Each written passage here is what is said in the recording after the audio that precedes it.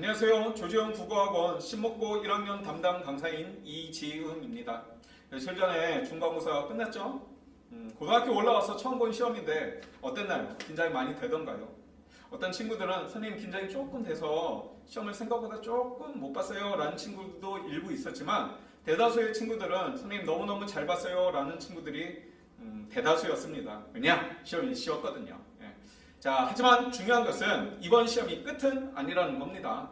한 달 반만 있으면은 우리 또 기말고사를 보게 돼 있고 2학기 시험, 2학년, 3학년 시험은 줄줄이 남아 있으니까요. 자, 그렇기 때문에 시험을 조금 못 봤다고 좌절하거나 실망할 필요 없습니다. 그리고 시험을 잘 봤다고 자만하거나 방심해서도 절대로 안 되겠죠. 자, 오늘 이 시간은 이 중간고사 시험 경향에 대해서 분석을 함으로써 우리가 한 달 반 있다가 볼 이 기말고사를 더 철저하고 그리고 방향성 있게 준비를 하고자 마련된 시간입니다. 선생님하고 한번 살펴보겠습니다. 시험 범위는 문학의 4가지 빛깔해서 다 문학이었어요. 원래 문학 단원 전체가 시험 범위로 들어갈 경우에는 학교 선생님들이 문제를 조금 어렵게 낸다면은 외부 지문을 많이 활용을 하거든요. 근데 이번에 외부 지문은 딱 한 작품 나왔습니다. 정지영의 고향이라고 하는 작품인데 이 작품조차도 학교 수업 시간에 선생님들이 다 설명을 했고 명확하게 시험에 내겠다라고 말씀까지 하셨기 때문에 실제적으로 외부 지문은 없었다고 보는 게 맞습니다. 자, 이걸 통해서 우리가 뭘 할 수가 있냐면은 신목고 시험은 교과서 위주의 내용 파악 이게 가장 중요하다는 걸 알 수 있습니다. 외부 지문은 웬만하면 활용을 안 합니다. 물론 기말고사 때 외부 지문 그럼 무조건 안 나오나요? 그렇게 얘기할 수는 없어요. 또 나올 수도 있겠죠. 하지만은 나온다고 하더라도 많이 나오진 않을 겁니다. 자, 그러니까 중요한 것은 교과서 내용 중심으로 해서 공부를 하는 거 외부 지문보다는 그게 포인트가 되겠습니다. 자, 그 다음에 시험 문항은 전체 28문제가 출제가 됐습니다. 자, 작년하고 재작년하고 비교를 해보자면은 작년, 재작년은 30문제, 주관식이 8문제가 출제가 됐는데 이번에는 서술량이 5문제, 그래서 전체적으로 2문제가 줄었죠. 그러다 보니까 시간은 똑같은데 문제 수가 줄어서 학생들이 조금 더 시간적 압박에서 벗어나서 여유 있게 문제를 풀지 않았나. 그게 좋은 성적을 받은 이유 중에 하나가 아닐까 선생님은 그렇게 생각을 해요. 자, 문제 배치는 골고루 배치가 됐는데 생각보다 2-3단원 극갈래에서 문제가 9문제나 출제가 됐고 수필이 2-4단원이었는데 이거는 내용이 많지가 않기 때문에 문제 낼 거리가 별로 없었어요. 그래서 3문제 정도면 적당하다라고 생각을 합니다. 그 다음에 문제 분석을 해드리겠는데 지금 10분, 15분 동안에 이 문제 분석을 다 해드리기는 어렵고 게다가 그렇게 하려면은 시간도 너무 많이 걸리니까 저는 전체적으로 총평을 하도록 하겠습니다. 2-1, 2, 3, 4 단원이 아까도 말씀드렸듯이 다 문학입니다. 그래서 원래 이 교과서 구성 목적이 서정, 서사, 극갈래 그리고 교술갈래의 어떤 특징과 그리고 본질에 대해서 학생들에게 설명하고 이해시키는 게 학습 목표거든요. 그래서 그 목표답게 문제가 출제가 됐습니다.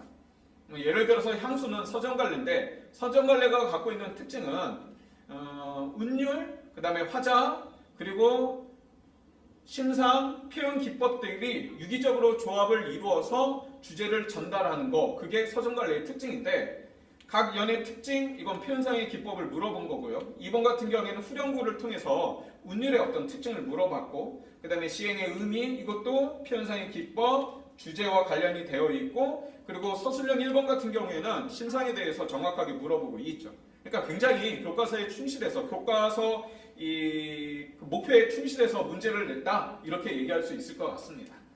자, 여성은 그냥 지나가고요. 그 다음에 장마 같은 경우에도 서사갈래의 어떤 특징을 또 정확하게 물어보고 있어요.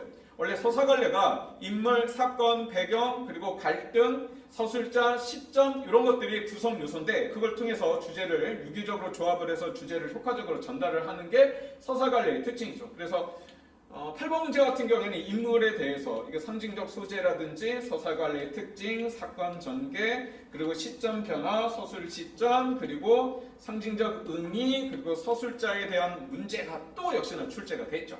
이 중에서 한 문제가 사실은 등급컷을 가른 문제가 있어요. 그게 바로 뭐냐? 서술형 3번 문제입니다. 제가 그래서 이렇게 문제를 찝어왔어요.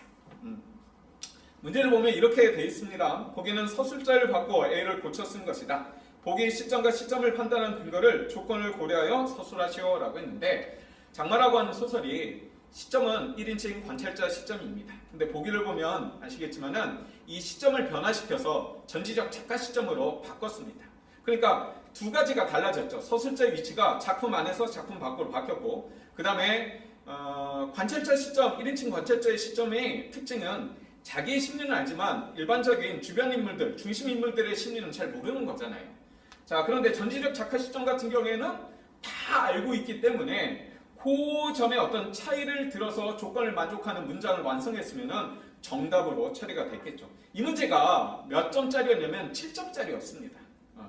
근데 여기서 우리가 좀 살펴봐야 되는 게 뭐냐면은 이 조건이 상당히 구체적이면서 다양하게 제시가 되어 있다는 겁니다.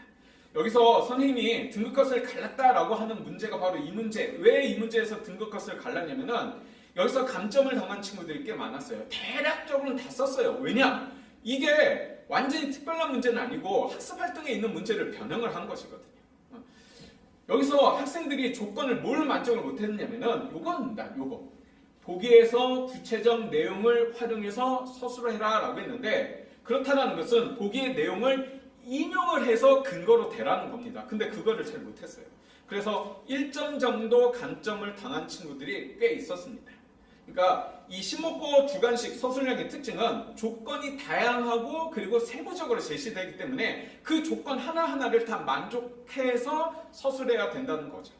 그러니까 기말고사 때도 반드시 이런 문제의 유형이 출제가 될 거니까 조건들을 하나하나 꼼꼼히 살펴보는 지혜가 필요합니다. 그 다음에 2-3단원이 근문학이었는데 이 문제가 많았죠. 여기서도 등급컷을 갈랐던 객관식 문제 한 문제하고 주관식 문제가 한 문제가 출제가 됐습니다. 18번 문제하고 그 다음에 서술형 4번 문제입니다. 자, 이것도 역시나 선생님이 찝어왔는데요.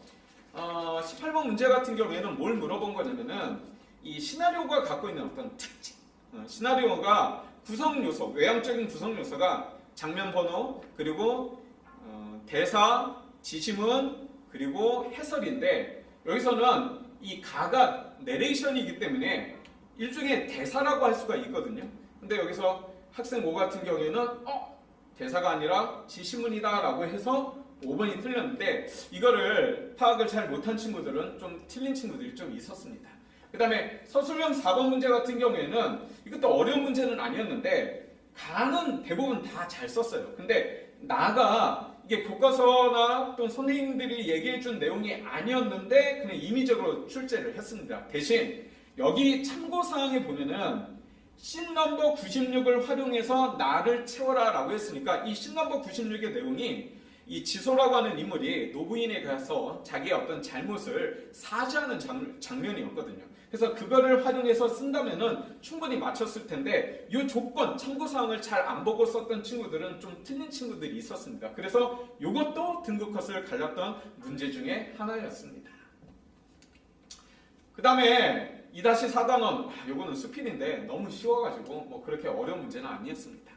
자, 그럼 정리를 하자면은 중간고사, 이번 중간고사의 특징은 아까도 말씀드렸듯이 교과서 구성 목적에 맞게 출제를 정확하게 했습니다.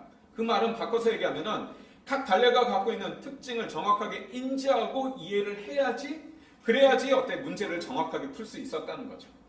그리고 교과서 내용에 아주 추리해서 문제를 출제했고, 서술형 문제 두 문제는 이 교과서에 있는 학습활동 문제를 변형해서 냈습니다. 그리고 학습지에서 나왔던 문장을 그대로 출제한 경우가 있었고요. 그 다음에 출판사 기본 문제에서도 문제를 똑같이 해서 낸 문제가 한두 문제가 있었습니다. 이게 이제 중간고사 특징이었습니다.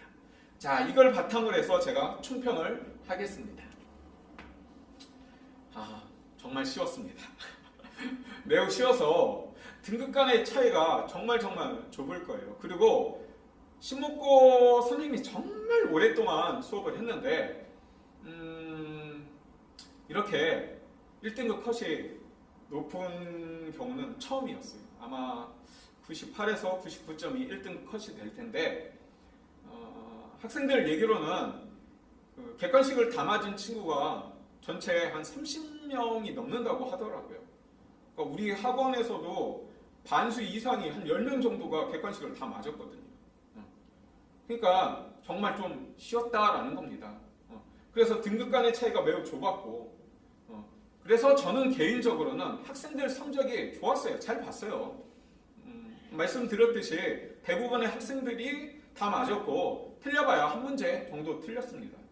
자, 그런데 저는 사실은 어렵게 나올 것을 예상을 하고 되게 철저하게 준비를 했기 때문에 제가 어렵게 낸다면 이런 방식으로 내지 않았을까라고 예측을 했던 문제가 나오지 않아서 너무 평이한 문제가 나와서 저는 개인적으로 좀 아쉽습니다. 자, 중간고사가 쉬웠기 때문에 기말고사는 정말 다소 어렵게 까다롭게 출제될 것으로 예상이 됩니다. 특히나 이번 시험에 들어가지 않았던 문법 단원들이 대거 들어가기 때문에 거기에서 아마 등급 컷이 갈리지 않을까 저는 그렇게 예상을 하고 있습니다. 자, 대신 이번 시험이 쉬웠기 때문에 좀 실수를 한 친구라고 하더라도 기말고사가 만약에 어렵다면은 충분히 역전을 누려볼 수가 있고 1등급이 가시권에 있다라고 볼 수 있으니까 절대로 포기하고 실망하지 말고 열심히 준비한다면 충분히 역전 가능합니다. 그리고 우리 시험 경향으로 봤을 때 이 실무 시험은 교과서 내용을 충실히 출제를 하고 있기 때문에 많은 문제, 양치기보다는 교과서와 그리고 학습지에서 생각보다 많이 냅니다. 그래서 학습지 그리고 학교 선생님 필기 내용을 충실히 학습하는 게 고득점을 맞는 지름길이 아닐까 생각을 합니다.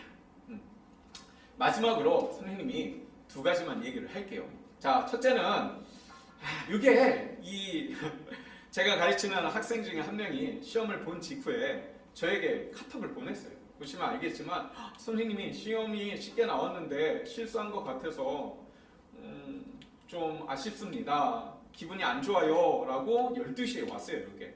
자, 그리고 2시간 있다가 실제로 채점을 하고 쌤 국어 100점 눈물 납니다 라고 왔습니다. 제가 이걸 통해서 말씀드리고 싶은 거는 이 친구가 열심히 했거든요. 수업 시간 외에 따로 항상 일주일에 한두 번씩 와서 문제 풀고 그리고 이해 안 되는 것은 꼬박꼬박 질문을 하고 갔거든요. 그러니까 이걸 통해서 제가 말씀드리고 싶은 거는 절대로 노력은 배신하지 않는다라는 거. 그러니까 기말고사 때 정말 열심히 노력한다면은 절대로 배신하는 점수는 나오지 않을 거라는 겁니다.